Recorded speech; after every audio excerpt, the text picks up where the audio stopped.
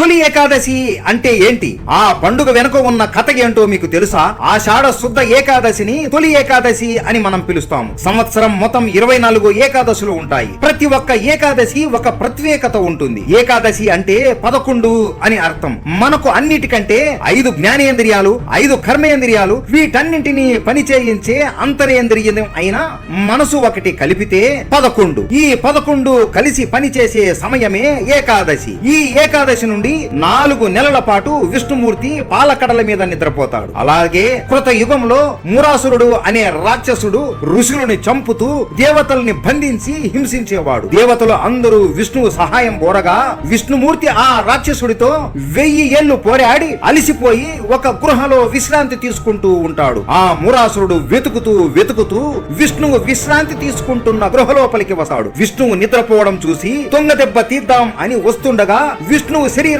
నుండి ఒక కన్య ఉద్భవిస్తుంది. ఆ కన్య మురాసురుడితో కఠోరమైన యుద్ధం చేసింది. కానీ ఆమె ఆ రాక్షసుని చంపలేకపోతుంది. అప్పుడు విష్ణువు దగ్గరికి వెళ్లి నమస్కరించి విష్ణువు చేతిలో ఉన్న సుదర్శన చక్రాన్ని తీసుకొని ఆ రాక్షసుడి పైన వదులుతుంది. అంతే, ఆ మురాసురుడి తల తెగి కింద పడుతుంది. ఆ రక్తం విష్ణువు మీద పడి నిద్ర నుండి లేచి జరిగింది అంతా తెలుసుకుంటాడు. విష్ణువు ప్రాణాన్ని కాపాడినందుకు ఎంతో సంతోషించి నీకు ఏం వరం కావాలో కోరుకో, నేను నెరవేరుస్తాను అని అంటాడు. స్వామి, నేను ఏకాదశిగా ఈ లోకం చేత పూజలు చేయించుకోవాలి అని కోరుకుంటుంది. విష్ణువు సరే, ఇక నుండి నీకు పూజలు చేసిన తరువాతనే నా భక్తులు కూడా నాకు పూజలు చేస్తారు. అప్పుడే వాళ్ళకి నేను కటాక్షం ప్రసాదిస్తాను. తదాస్తు అని అంటాడు. అప్పటి నుండి ఆమె ఏకాదశి తిథిగా పిలువబడుతుంది. సాధువులు, భక్తులు ఏకాదశి వ్రతం చేశాక విష్ణు కటాక్షం పొందుతున్నారు. మీకు విష్ణు అంటే ఇష్టమా? ఉంటే ఓం నమో నారాయణ అని కామెంట్ చేయండి. జై విష్ణుదేవో భవ.